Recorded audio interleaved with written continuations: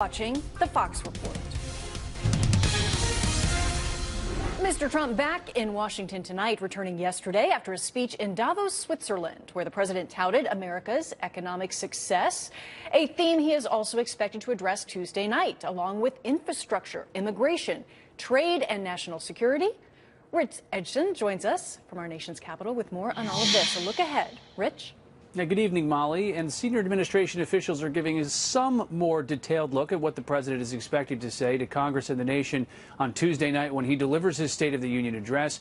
The president will discuss infrastructure, according to a senior administration official, and a plan worth about $1 trillion to rebuild infrastructure in a way the White House says will be right and fast. The official also says the president will outline efforts to fight terrorism, discuss North Korea, and provide an emphasis on fair and reciprocal trade. That's something, trade, that a number of folks are looking to see which way the administration goes and how aggressive the president will get on or changing the international trade regime.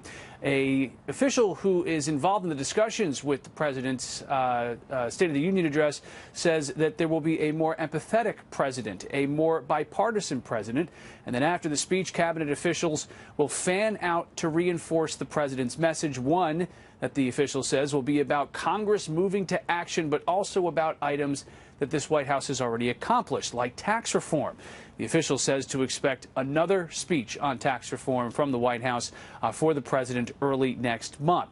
Part of these discussions also going on Capitol Hill right now involves immigration and keeping the government open. That funding authority ends on February 8th. The White House has given an offer on immigration, protecting 1.8 million so-called dreamers, those who were brought to the country illegally as children, in exchange for billions of dollars, $25 billion in a border wall, and ending chain migration and the visa lottery system. The president says he is interested and wants to keep those DACA recipients in the country. If we make the right deal, I think they will. These are people that have very strong opinions on DACA and on immigration generally, and I happen to think they're largely right. Look, we're going to try and make a deal on DACA. We have a good chance of making it. What we need is we need the wall. We need security. We need security at the border. We have to stop the drugs from coming in. We need safety, and we need a strong military. Senate Minority Leader Chuck Schumer has rejected that White House offer as the negotiations continue, largely on Capitol Hill, to try to figure out a way to fund the government, to deal with the dreamers, to deal with immigration. All of these issues have been tied into one another, certainly when the government just recently shut down for that long weekend, as those discussions continue. Yes, fascinating week and a half or so ahead. As always, in Washington seems to be fascinating nonstop. Rich Edgson, thanks for the report.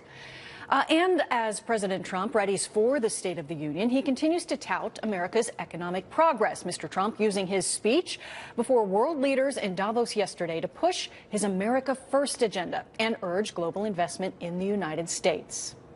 There has never been a better time to hire, to build, to invest, and to grow in the United States. America is open for business, and we are competitive once again. The American economy is by far the largest in the world, and we've just enacted the most significant tax cuts and reform in American history. Joining me now, Washington Examiner media reporter Eddie Scarry. Thanks for being here tonight. We appreciate it. Happy to be here, yeah. Let's kick off with talking about what just happened in Davos. Perhaps the most talked about line of the president's speech when he was there: America first does not mean America alone. Could that line be the signal to America's allies abroad, to the international community, maybe perhaps those that have soured a little bit as the United States has pulled out of various international agreements or compacts, that the U.S., wants to work with the world? Right. It was a very big stage for the president to give a more nuanced explanation, I guess, or to dive in a more nuanced way into what America First means. And what he was basically saying in his speech was, America First does not mean we're retreating from the world. I think I'm paraphrasing what he said, but expanding on the quote, he said, I'm putting our citizens first. My priorities are citizens, just as I expect the leaders of your countries will be putting your citizens. So that's what he was saying.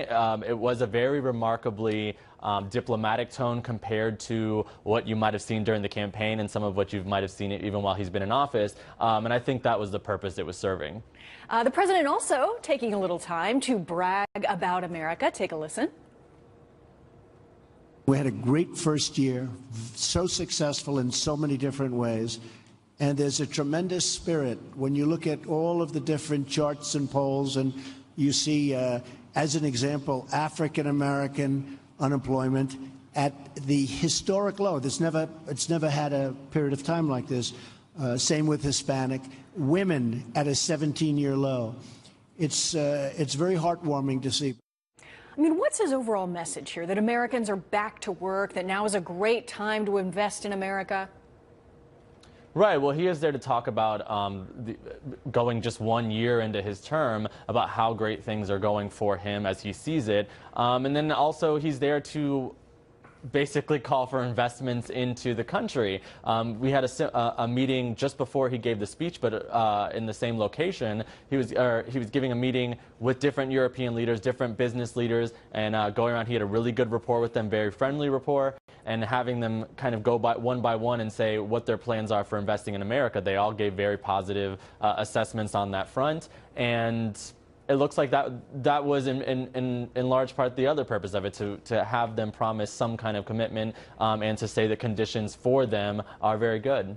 You know, Eddie, as you talk about this warm rapport, we can't miss out on the fact, too, that the president talked a little bit tough, particularly when it came to trade. He said the U.S. would no longer turn a blind eye to unfair economic practices. We cannot have free and open trade if some countries exploit the system at the expense of others. Is he sending a message there as well that, you know, I'll work with you, trade is okay, but America first, still America first? Right, yeah, policy-wise, this is an area he's been incredibly consistent from his campaign rhetoric into the White House. The idea that he's still threatening to pull out of NAFTA and he wants to renegotiate NAFTA. He pulled out of the Paris climate deal because he didn't feel like that was fair to American workers. He was still consistent with that in his speech at Davos. I mean, he might have been a little bit more diplomatic in terms of his rhetoric, but at the same time, he's been very consistent in the theme that I will be looking out for American workers, and if I don't like these deals, if I don't think it works for them,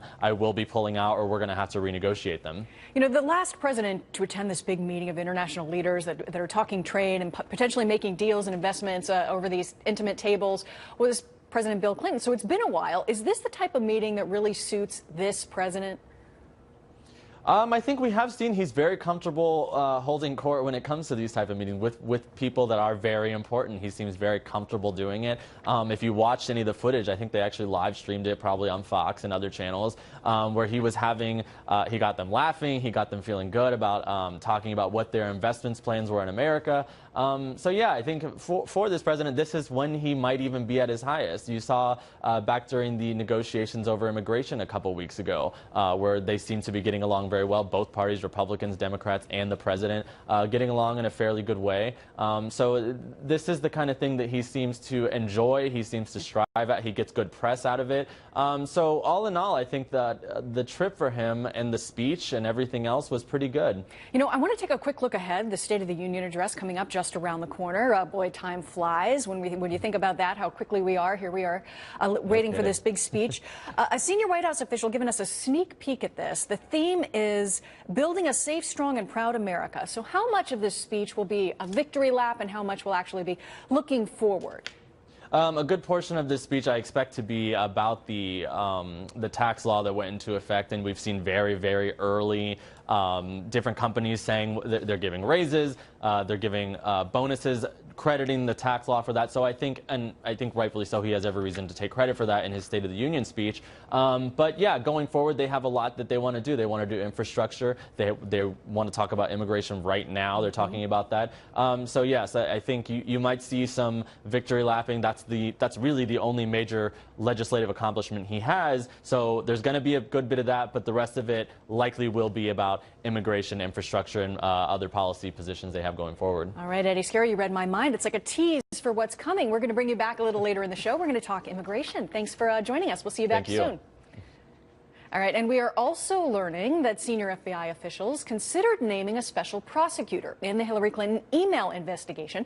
That, of course, did not end up happening. The revelations coming from newly released text messages between agency officials Peter Strzok and Lisa Page. Republicans have seized on these texts as alleged proof of a pro-Clinton, anti-Trump bias at the Bureau. Here's New York Congressman Lee Zeldin speaking just a short time ago on America's News Headquarters. With everything we're seeing in the texts, as Trey Gowdy says, we're seeing how people are allowing their biases to overcome their better judgment, and we're connecting the dots of all of the ways that improperly how and why the Clinton probe ended and the Trump-Russia probe began. All right, Lauren Blanchard is in Washington with more. Okay, Lauren, these texts are showing not only possible bias, according to some, that's what's being alleged, but also suggest that officials were concerned about being too tough on Hillary Clinton's email use. So what's happened here, because at first we didn't have the texts, but now we do, or at least more of them.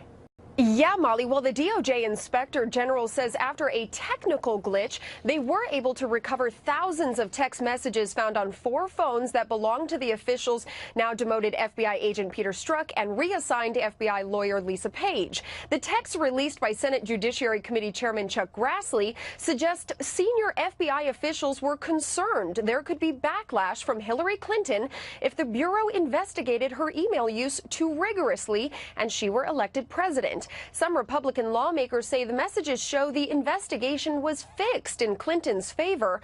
However, the Attorney General is defending his department, which some lawmakers are becoming frustrated with. My purpose every day is to get the department back to its fundamental mission of enforcing the law and protecting the safety of Americans with integrity and fairness.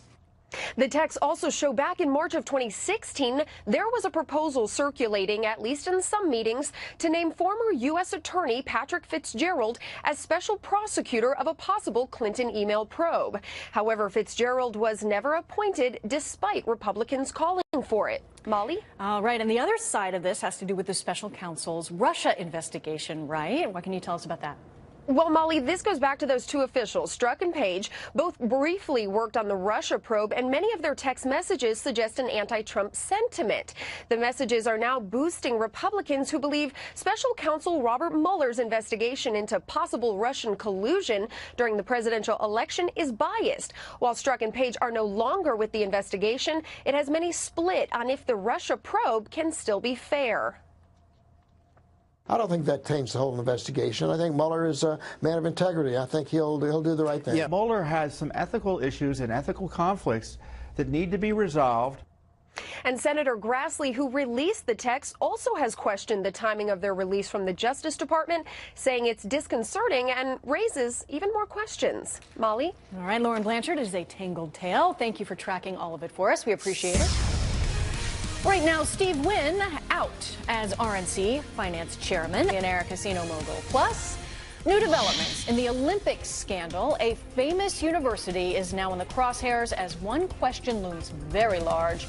How could a doctor's abuse of some of our country's best athletes go on for so long? The most important focus must be the survivors. This is about them. They need to know that their voices are being heard, being listened to, and acted upon.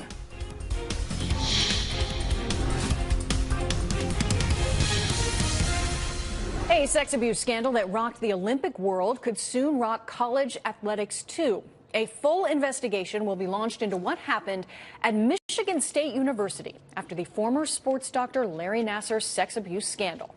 That, according to Michigan's Attorney General, who says that no department will be off limits at the university. No individual and no department at Michigan State University is off limits. We will put a bright light at every corner of the university. This will be done right, period. Larry Nassar is facing 40 to 175 years in prison for sexually abusing some of our country's top gymnasts. More than 150 women and girls testified against him during the 7-day trial. Billionaire casino owner Steve Wynn stepping down as finance chairman of the RNC after multiple accusations of sexual misconduct. According to the Wall Street Journal, a number of women that have worked with Wynn described a pattern of inappropriate behavior going back decades. Wynn Resorts denies the claims, which sent the casino company's shares down 9% Friday. Will Carr is live in Los Angeles with more on this. Will, we are hearing from Steve Wynn at this hour. That's right, Molly. Late this afternoon, Wynn explained his decision to step down from his position at the RNC. In a statement, he said in part, "The work we are doing to make America a better place is too important to be impaired by this distraction. I thank the president for the opportunity to serve and wish him continued success." This firestorm was sparked by an extensive piece by the Wall Street Journal. The paper says its journalists contacted more than 150 people, dozens of whom conveyed a pattern of alleged sexual misconduct by Steve Wynn that has lasted allegedly for decades. One of the more damning allegations comes from a manicurist who accuses Wynn of forcing her to have sex with him back in 2005. And according to the Journal, Wynn later paid the woman $7.5 million in a settlement. Responding to the story in a separate statement, Wynn tells Fox News, "The idea that I ever assaulted any woman is preposterous. The idea that we may find ourselves in a world where people can make allegations regardless of the truth, and a person is left with the choice of weathering insulting publicity or engaging in multi-year lawsuits." He goes on to say the accusations stem from a battle with his ex-wife over a divorce settlement. At the same time, the board of directors of Wynn Resorts tells us that it's formed a special committee to investigate the Journal's claims. Wynn has helped build numerous hotels and casinos in Las Vegas, and he took over as finance chairman for the Republican National Committee after President Trump took office before officially resigning earlier today. Molly. All right, this story has some political tongues wagging as well, right? Yeah, absolutely. The allegations already rippling across the political world, especially after the Harvey Weinstein scandal and his links to Democrats. So the DNC releasing this statement in the exact words of RNC chairwoman Ronna McDaniel: "If you stand for treating women well and stand for the respect of women, you shouldn't take money from somebody who treated women with the absolute highest level of disrespect." And McDaniel releasing her own statement: "Today, I accepted Steve Wynn's resignation as Republican National Committee Finance Chair." We're still waiting to see if President Trump will weigh in. He's been a business rival and a friend of Wynn's for years. Molly. Thank you, Will Carr. We appreciate it. The Taliban taking responsibility for an ambush involving an ambulance in Afghanistan. What President Trump is now saying about one of the deadliest attacks inside that country in months.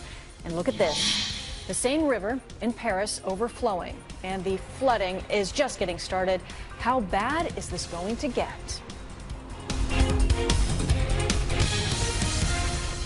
37 people are killed in a deadly fire in a South Korean hospital. 26 of the victims were over the age of 80.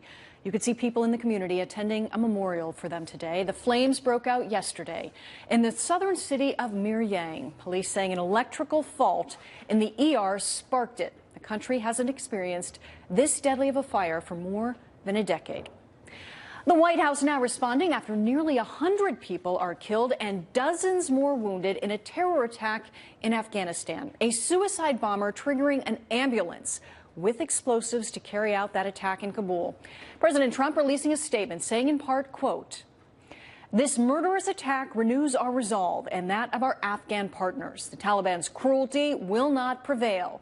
The United States is committed to a secure Afghanistan that is free from terrorists who would target Americans, our allies, and anyone who does not share their wicked ideology," end quote. David Lee Miller has more. Molly, the attack Saturday in Kabul is being called an atrocity and a massacre. There is outrage not only because of the high death toll and great number of injuries, but because an ambulance used to save lives was used to destroy so many. The explosive-laden ambulance made its way past a checkpoint in central Kabul after the driver told police, but security forces were also among those killed. The area where the attack took place has government offices, embassies, and many shops. The force of the blast shook the capital. I was in my shop when a powerful explosion rocked the area. All windows of my shop shattered. I was sitting in the office. Right after the explosion, it collapsed. The Taliban has taken responsibility for the blast. Reaction to the attack was swift. Secretary of State Rex Tillerson issued a statement saying, in part, the Taliban's use of an ambulance as a weapon to target civilians represents inhumane disregard for the people of Afghanistan and all those trying to bring peace to the country, and is a violation of the most basic international norms. Exactly 1 week ago, the Taliban killed more than 20 people at a Kabul hotel, including 4 Americans. ISIS is also trying to destabilize the country. On Wednesday, ISIS took responsibility for attacking the aid group Save the Children in the city of Jalalabad. In that incident, 4 people were killed. The latest attack will increase pressure on the Afghan government and the U.S. to combat militants in the country. The U.S.-led international military force in Afghanistan, meanwhile, says none of its members were killed in today's blast. Molly? From Jerusalem, David Lee Miller, thank you. The main river that goes straight through Paris is overflowing. Take a look at this video. This is the Seine. This river runs straight through the French capital, passing right by the Eiffel Tower and Notre Dame. Water levels are now nearly 11 feet above normal, the flooding closing many roads and canceling boat cruises there in the city. Authorities are even shutting down train stations, parks, the bottom floor of the iconic Louvre Museum. Forecasters expect that water to keep rising. Flu season hitting a deadly peak as the CDC reporting more children killed by the virus. What we're learning about one of the latest victims and what you need to do to protect yourself. Plus, President Trump set to outline his immigration framework Monday, but the proposal already facing backlash from lawmakers within his own party. How the White House is pushing back. This merit-based system would better serve our national interests because it would benefit the American people, which is what this agenda is all about.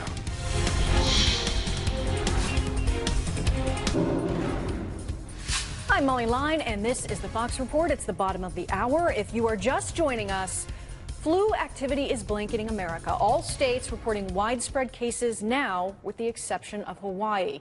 It may be the worst flu season in a decade. The CDC says that 1 out of every 15 doctor visits were for symptoms of the flu. That is the highest level since the swine flu pandemic of 2009. The old and the young are the most vulnerable. 12-year-old Dylan Winnick of Coral Springs, Florida, died this past Tuesday. The Okehili Community Middle School student is being mourned by his friends, classmates, and stunned family. Everything's normal, just a regular cold, and then shocking. You get a call that he's passed. How the hell does that happen? Without alarming everybody, take care of your kids, hug them a little tighter, and consider having that flu shot, perhaps.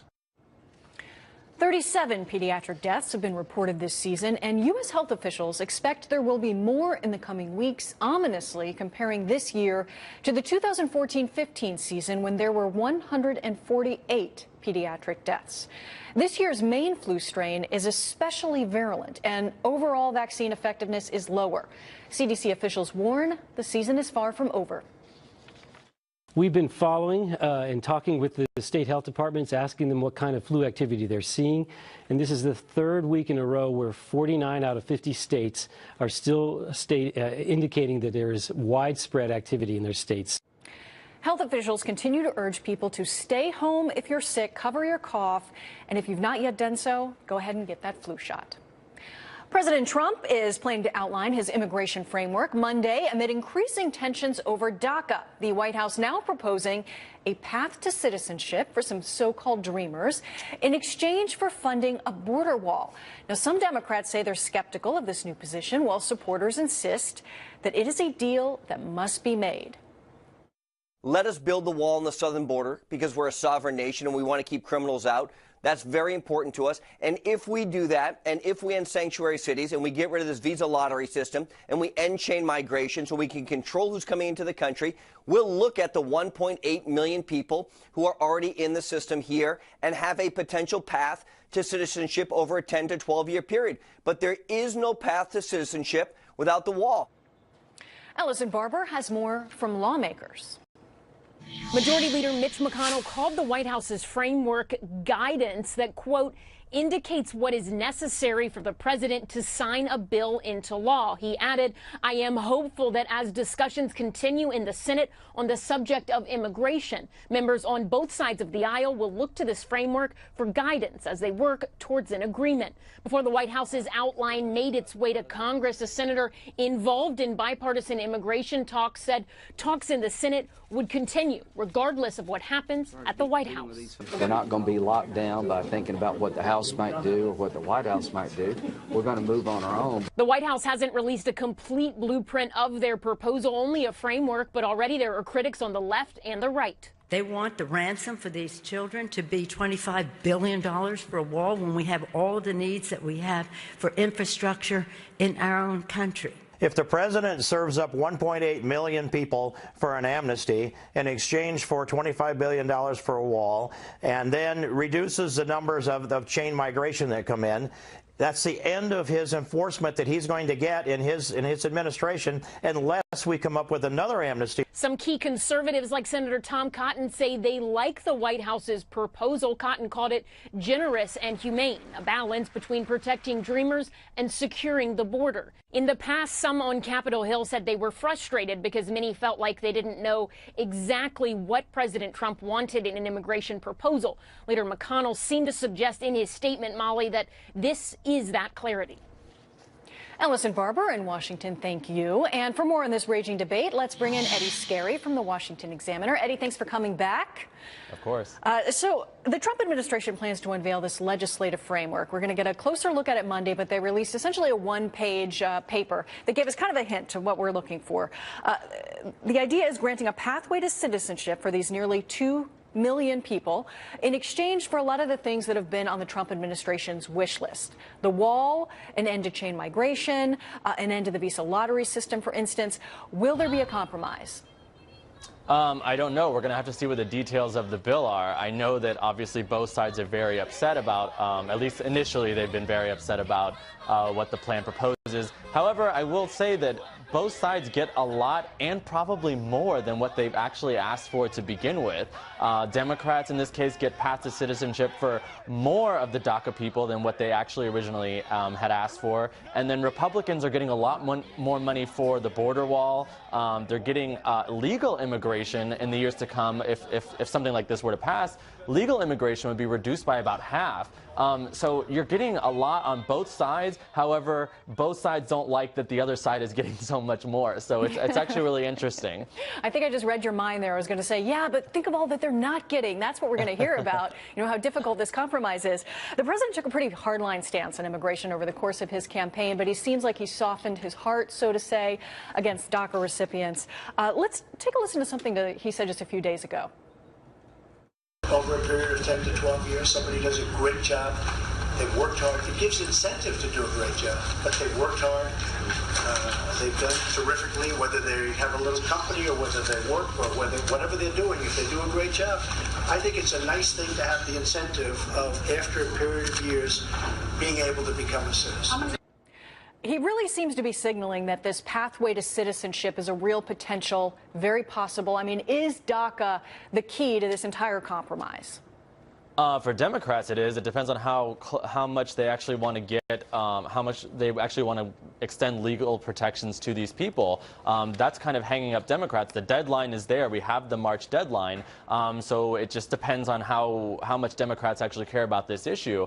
You said that the president is softening on immigration. One thing he's not softening on is the wall. That has actually been very consistent. And also, I would say it seems to be more that he understands the complexities of the issue, just like he did with health care.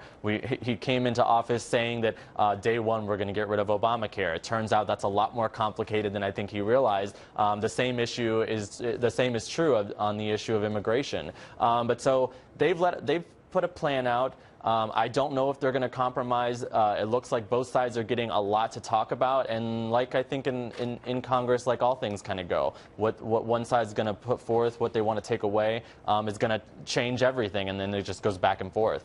You know, the rhetoric on this has been really tough on both sides. Here's just one little example. Senate Minority Leader Chuck Schumer, of course, writing on Twitter on Friday that DACA is a tool to tear apart our legal immigration system and adopt the wish list that anti-immigration hardliners have advocated for years. From the other side of the aisle, Republican from Iowa, Representative Steve King, he's an immigration hawk. He says illegals have no right to be here and have all violated our laws. This amnesty deal negotiates away American sovereignty. When you hear really kind of those two sides, where do you find the balance in between? Or are we leaving this up to folks that are willing to find the compromise, this 20 or so senators that are working towards a bipartisan deal? Well, right. Well, again, they're up against a deadline. So I think to call it a wish list, I mean, the White House has always been very open about how if they're going to deal with DACA, it's going to be there's going to be 4 issues. It's going to be DACA, it's going to be ending chain migration, ending the visa lottery, and they want a border wall. And I think who has the most to lose here? I think that in this case it is Democrats. They're the ones that have kind of staked the government shutdown on the issue. So they're the ones that are kind of up against the wall. On the other hand, you do have the White House and Republicans asking for a lot. So it will be very complicated. This is not going to be a quick issue that they get through, but they have until March. Well, let's talk timing a little bit, because the president wants the Senate to draft this legislation based on, the framework, what he's put out here, and introduce it by February 5th. That's a smidge over a week from now, and just a couple days before the government funding runs out. Will they get that much done? I don't know. I mean, we did see that Democrats, it didn't go well for them to stake a shutdown purely based on the DACA people. I don't know that they want to run into something like that again. I mean, polls showed that the American people don't think that they believe that it's an important issue. They do not believe that it's important enough to shut down the government. Do they want to run into that issue again? I doubt it. But at the same time, you never know. They may feel like they have a better hand to play at this point. I don't think that's true, but maybe they do. Eddie Scarry, Washington Examiner, thanks for joining us. We will be looking ahead to Monday and Tuesday. It will be very interesting. Thank you. All right, well, it has been nearly 50 years since the Tet Offensive in Vietnam. Fox News was able to speak with a combat photographer who captured this iconic picture. This has spanned generations. His story next. Plus, Secretary Rex Tillerson is in Poland for International Holocaust Remembrance Day and sending a message on behalf of the United States. That's next.